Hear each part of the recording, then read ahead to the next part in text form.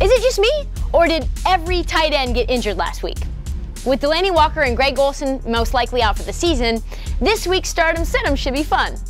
Our fantasy go-to man Steve Gardner is here to give us his picks. Steve, who do you have on your must-start list? Well, besides the usual every week starters, I'm going with Nick Foles as my starter. And you say, whoa, wait a minute, he did not have a great game week 1, but he's had extra prep time and he gets ready to face the Tampa Bay defense that gave up 40 points to the New Orleans Saints in their opener. At running back, I'm taking James White. The New England Patriots have a lot of problems in their backfield with injuries. Rex Burkhead has a concussion, Sony Michel's still banged up, and James White caught 4 passes for 38 yards and a touchdown in week 1. I think he's going to get a ton of targets in this week's game. At wide receiver, a guy that you may have picked up off the waiver wire, Quincy Enunwa of the New York Jets. He caught 6 of 10 targets this past week for 63 yards and a touchdown. He's formed some very good chemistry with quarterback Sam Darnold. I think it continues in week 2.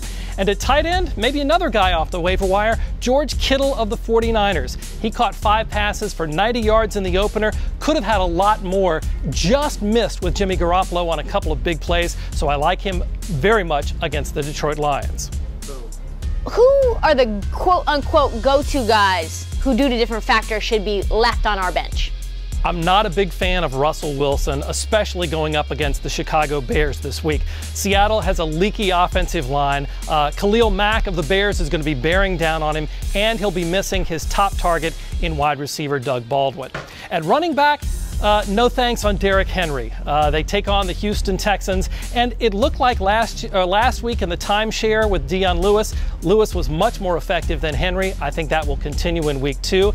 At wide receiver, I'm iffy on Aaron Rodgers playing, and that means Davante Adams is my sit. He had a shoulder injury that we didn't know very much about, but with Rodgers an issue, against the Minnesota Vikings, that's just a recipe for disaster.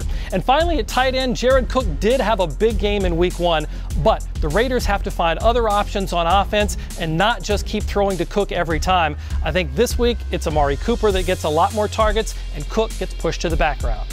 Thanks, Steve. Make sure you scour the waiver wire and set your lineups before Thursday night's game. And in the meantime, stick with Sports Pulse, your heartbeat to what's trending in sports.